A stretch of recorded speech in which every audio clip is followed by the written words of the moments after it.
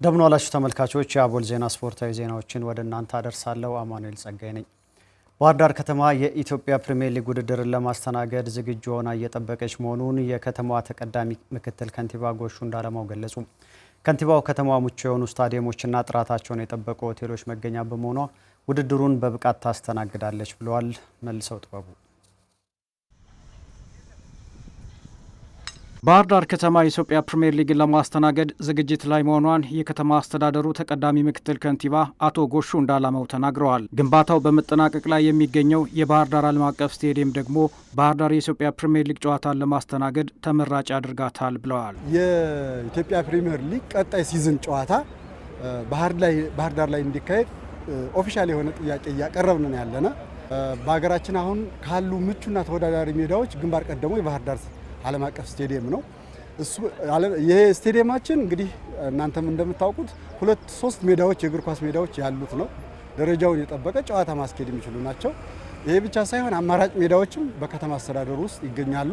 ባህር ዳር ዩኒቨርሲቲ ላይ ይገኛል። የከተማ አስተዳደሩ አጼ ቴዎድሮስ ስቴዲየም አለ፣ የአየር ኃይል ስቴዲየም አለ። እነዚህ ሁሉ አማራጮች ናቸው። ከዚህ ጋር ተያይዞ ሆቴሎችና አገልግሎት ሰጪ ተቋማት የፕሪሚየር ሊግ ጨዋታዎችን ለማስተናገድ የተሟላ ዝግጅት ስለማድረጋቸው ከንቲባ ጎሹ እንዳለማው ተናግረዋል። እንግዲህ ባህር ዳር በሆቴል አትታመም። አሁን ባለው ሁኔታ ይህንን ታሳቢ ያደረጉ የሆቴል ዝግጅቶችም ተካሂደዋል። ስለዚህ ክለቦች መጥተው እዚህ ማረፊያ የሚሆኑ ዘመናዊ ምቹ ሁኔታዎች አሉ። ይሄ ብቻ ሳይሆን የጣና ሐይቅ የትራንስፖርት አክሰስም የበለጠ ዘመናዊ እንዲሆን ተደርጓል። እዚህ ጋር ተያይዞ እዚህ ጎርጎራ ሄደው ማደር ይችላሉ። ተጫዋቾቻችን ጎርጎራ አድረው በአንድ ሰዓት እዚህ ለጨዋታ መምጣት ይችላሉ። የተቀዛቀዘውን የባህር ዳር ከተማ ኢኮኖሚ ለማነቃቃት የፕሪሚየር ሊጉ አስተዳዳሪ አካል በጎ ምላሽ ይሰጠናል ብለን እንጠብቃለን ሲሉ ተቀዳሚ ምክትል ከንቲባው ሀሳባቸውን ላሚኮ ሰጥተዋል። ባህር ዳር ላይ አሁን ለስፖርት ቱሪዝሙ የተመቸ ሁኔታ ተፈጥሯል። የሚፈልገው ቀና ልቦና ብቻ ነው። ይህንን ደግሞ የአገሪቱ የስፖርት ማህበራት ድርጅቶች ይህንን በቀና እንደሚያስተናግዱት ባህር ዳር ከነበረባት ቆፈን ወጣ እንድትነቃቃ ሊያደርግ የሚችል በመሆኑ እኛ ጠይቀንም ብቻ ሳይሆን ታስቦ እንደ ሀገር ሊሰራ የሚገባ ጉዳይ ነው።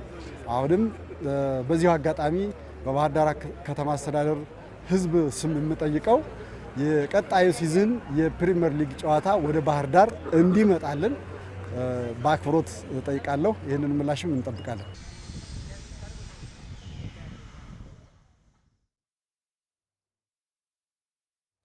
በኢትዮጵያ ፕሪሚየር ሊግ መቻል ኢትዮጵያ መድንን በማሸነፍ ደረጃውን አሻሻለ።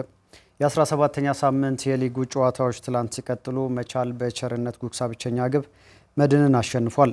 ደረጃውንም ወደ ሁለተኛ ከፍ አድርጓል። አስቸጋሪ የሊግ ጉዞ እያደረገ የሚገኘው መድን 14ኛ ደረጃ ላይ ይገኛል። በሌሎች ጨዋታዎች ቅዱስ ጊዮርጊስ ከምድረገነት ሽሬ ጋር ያለ ግብ ተለያይቷል። በኢትዮጵያ ጉብኝት እያደረገ የሚገኘው ፈረንሳዊው የቀድሞ ተጫዋች ባካሪ ሳኛም ጨዋታውን በአዲስ አበባ ስታዲየም በመገኘት ተከታትሏል። የወላይታ ዲቻና ኢትዮ ኤሌክትሪክ ጨዋታ ግብ ሳይቆጠርበት ቡድኖችን ነጥብ በመጋራት የተጠናቀቀ ሌላኛው የትላንት መርሃ ግብር ነው። ዛሬ የሊጉ መሪ ሲዳማ ቡና ከነገሌ አርሲ ጋር ጠንካራ ጨዋታን ቀን 9 ሰዓት ላይ ያከናውናል። ኢትዮጵያ ቡና ከኢትዮጵያ ንግድ ባንክ እንዲሁም ሸገር ከተማ ከድሬዳዋ ከተማ ሌሎች የዛሬ መርሃ ግብሮች ናቸው።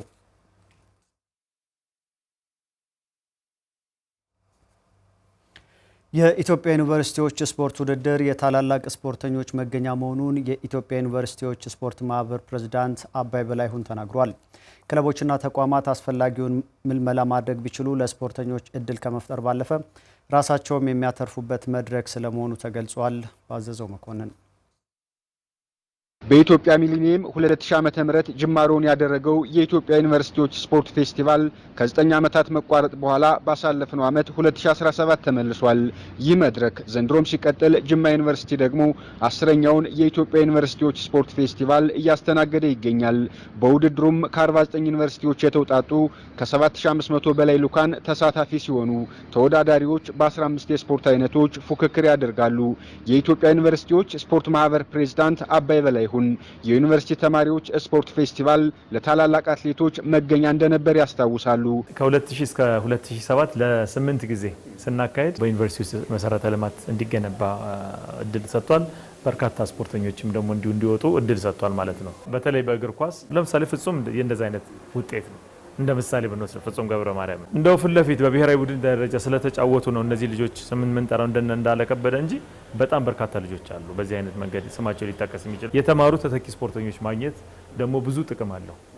ለአሰልጣኙም ይቀላል፣ ለልጁም እድገት ይፈጥናል። ከአሚኮ ጋር ቆይታ ያደረጉት አቶ አባይ ከ2008 ዓ.ም ጀምሮ ውድድሩ ተቋርጦ በቆየባቸው ዓመታት ለሀገር የሚጠቅሙ በርካታ ተተኪ ስፖርተኞች ስለመባከናቸውም ተናግረዋል። የተቋረጠባቸው 9 ዓመታት በኢትዮጵያ ስፖርት ላይ ራሱን የቻለ በጣም ከፍተኛ ጉዳት አድርሷል የሚል እምነት አለኝ። አንደኛ ወጣቶች በስፖርት ውስጥ የመሳተፍ በውድድር ውስጥ የመሳተፍ እድላቸውን አጥተዋል። ሁለተኛ ተተኪ ስፖርተኞች ደግሞ እንዳናገኝ ምክንያት ሆኗል። እነዚያ ዩኒቨርሲቲ ተማሪዎች በ9 ዓመት ውስጥ የተማሩ ዩኒቨርሲቲ ተማሪዎች የዚህ እድል ተጠቃሚ ስላልነበሩ ተመልካች የላቸው ማለት ነው። መልማዮች አላዩቸው ማለት ነው። ይቆጫል፣ ግን ደግሞ መጀመሩ የራሱን የሆነ ጠቀሜታ አለው። የዩኒቨርሲቲ ተማሪዎች ስፖርት ፌስቲቫል አቅምና ተሰጥኦ ያላቸው ወጣትና ተተኪ ስፖርተኞች መድረክ ነው ያሉት የኢትዮጵያ ዩኒቨርሲቲዎች ስፖርት ማህበር ፕሬዝዳንት አባይ በላይሁን ክለቦችና ተቋማት በስፍራው በመገኘት ምልመላ እንዲያደርጉም ጥሪ አቅርበዋል። እባካችሁ ኑና ልጆች ተመልከቱ፣ የተሻሉ ተጫዋቾች ታገኛላችሁ። በሁሉም ስፖርት ቢዝነስ ነው፣ ለራሳቸው ነው የሚያተርፉት። ከምንም በላይ ፎርስ ልጆቹ ይጠቀማሉ፣ ግን እነሱም አትራፊ ይሆናሉና እንዲመጡ በዚህ አካባቢ ጥሪን አስተላልፋለሁ። ጥር 17 በጅማ ዩኒቨርሲቲ አስተናጋጅነት የተጀመረው 10ኛው የኢትዮጵያ ዩኒቨርሲቲዎች ስፖርት ፌስቲቫል የካቲት 1 2018 ዓ.ም ፍጻሜውን ያገኛል።